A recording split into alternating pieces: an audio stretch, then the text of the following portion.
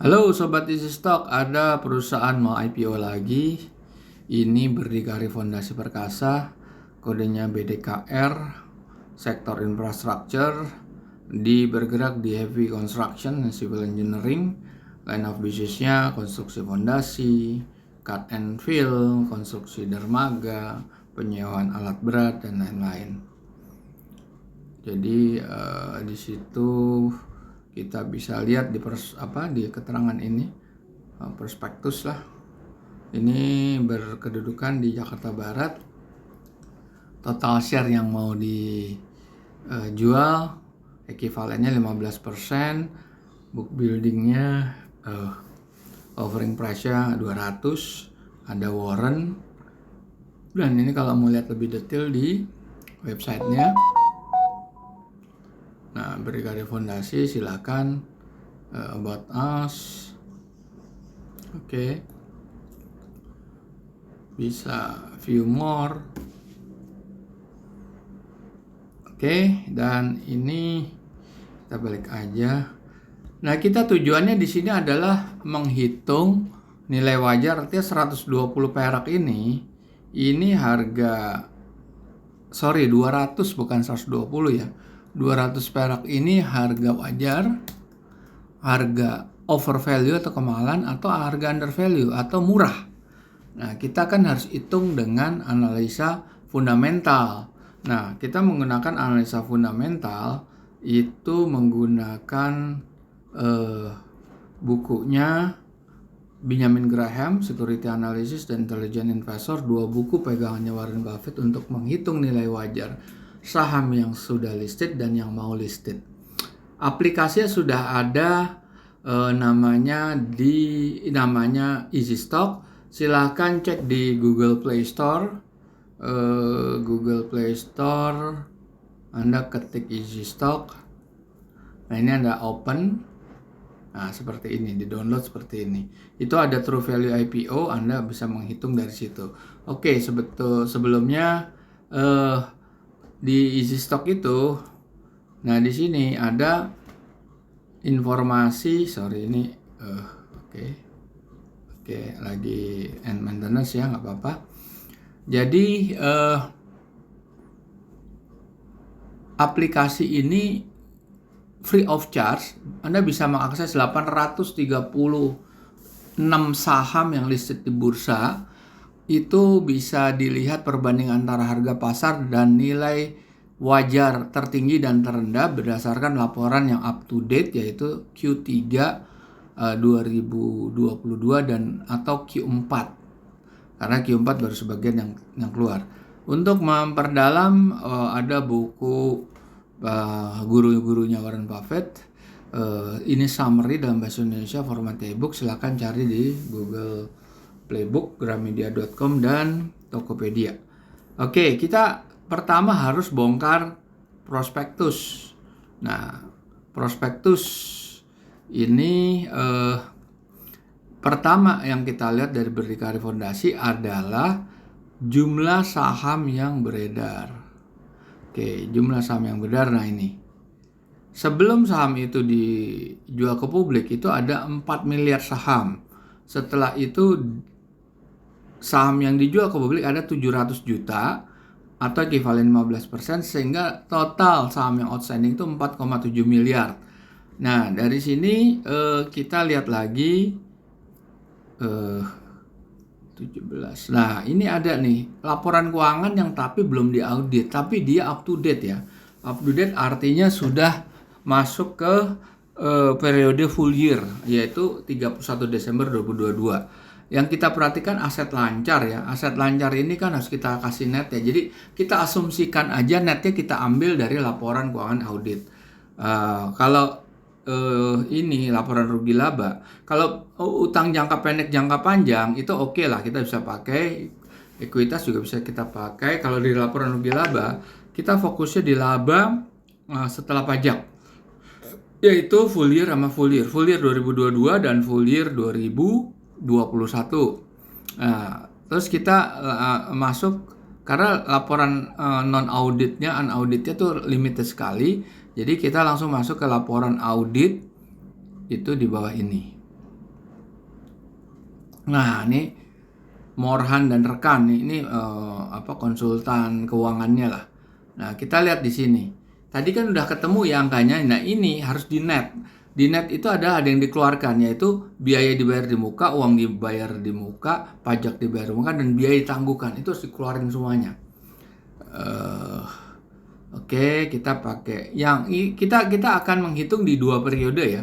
Periode full year 2022 dan full year 2021. Nah, di sini juga ada ya 3 Desember. Sama metodenya kita bandingkan dengan net current assetnya dengan utang jangka pendek jangka panjang.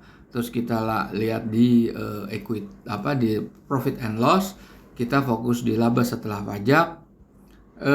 Dan ini dividen ada dividen tunai ya 100.000, dividen 100.000. Oke, nggak terlalu besar ya, tapi itu dividen ya 100 juta lah, dividennya nggak besar, hanya 100 juta. Oke, itu nanti kita masukkan lah sebagai pengurangnya. Oke, lantas kemudian kita cari capital expenditure. Nah, ini capital expenditure ada perolehan aksifat tetap 29 miliar ya. Nah, kita harus cari detailnya. Kita nggak tahu akumulasi penyusutannya seperti apa. Kita langsung masuk ke dalam. Nah, di sini kita lihat aksifat tetap. Nah, ini kita bisa pakai yang tadi, yang 29 sekian ya, 29,1 ya kalau nggak salah ya. Ini bisa pakai ini, atau bisa juga ini yang dikurangin juga, tapi tadi 200 berapa kalau nggak salah ya. Kita pakai yang ini aja. Terus kita pakai nilai akumulasi penyusutan 77 sekian ya. 77 sekian ya. Oke. Terus kita cari setelah itu breakdown dari PNL. Breakdown PNL itu kenapa penting? Karena kita harus tahu ada biaya dan pendapatan yang lain-lain di situ yang harus kita keluarkan, atau kalau dia minus harus kita pluskan. Ini ada pencadakan penurunan usaha, ini kan beban, ini harus dipluskan. Terus ada apalagi, nah ini pemulihan atas penurunan utang. Ini pemulihan ini kan harus dikurangkan karena pemulihan kan. Terus ada rugi penghapusan aktiva tetap, rugi selisih kurs, ada 2021 ya. Oke, gitu cara menghitungnya. Nah, sekarang kita akan running video. Video itu akan menggambarkan perhitungan true value dari atau menggunakan aplikasi Easy-Stock. Oke. Munculnya begini, kemudian kita klik true value IPO. Menunya kita isi data-data perusahaan, jangan lupa email Anda, dan terus kita ini laporan keuangan yang periode 2021 full year ya. Nah, kita pakai 2% aja. Nah, CAPEX, OPEX, depreciation dan biaya dan pendapatan non operasional masuk di sini. Kita harus hitung kalau ini karena udah full year, kita nggak perlu disetahunkan. Oke, laba setelah pajak.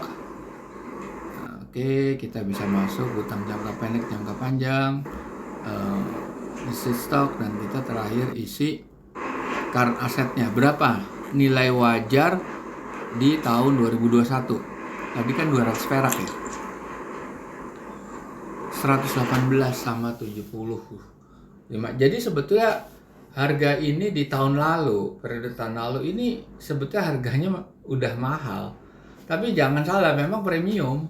Nah, kita lihat yang paling up to date ya, yang paling up to date ini terjadi kenaikan kinerja atau stabil atau malah turun kinerja keuangannya. Karena kinerja keuangan menentukan berapa nilai wajarnya. Kita buka yang sudah periode terakhir, yaitu periode Desember 2022. Nah, sama kita isi data-data perusahaan. Kalau dia naik nilai wajar ya berarti kinerja keuangannya naik. Kalau dia turun berarti kinerjanya turun. Nah, udah Anda masukkan semuanya. Oke, kita skip aja. Listed stock, terus current asset, ini ada kenaikan di capex-nya yang tinggi sekali capex-nya. Rugi kan, minus. Nah, kenapa minus? Karena di sini ada kenaikan nih. Di sini Anda bisa periksa ya prospektusnya bahwa ada kenaikan. Jadi di sini kesimpulannya dalam periode 2 tahun yang kita pakai, tahun 2021 itu pun harganya udah sedikit lebih mahal karena 200 dia cuma sampai 120 apa ya, udah mahal. Tetapi yang lebih jeleknya lagi di tahun ini berdasarkan kombinasi laporan audit anak tidak itu performanya menurun. Karena performanya menurun, nilai wajarnya jadi negatif. Jadi saham ini sebetulnya kurang bagus untuk dikoleksi. Andaikan kurang, belum tentu harganya naik nanti di pasar. Anda lihat itu kepemilikan publik cuma berapa? 15% kalau nggak salah tadi ya. Dijual 700 jutaan. Dan 15% rentan sama digoreng. Karena pemilik, owner atau founder itu memiliki sekitar 85% kan. Nah, kalau sebagian yang dijual itu dimiliki dan sebagian itu juga dimiliki oleh pihak-pihak tertentu, maka potensi saham ini digoreng naik atau turun itu tinggi sekali. Kita nggak tahu digoreng naik apa digoreng turun. Nggak ada yang tahu di sini. Oke, kita jumpa lagi di lain kesempatan.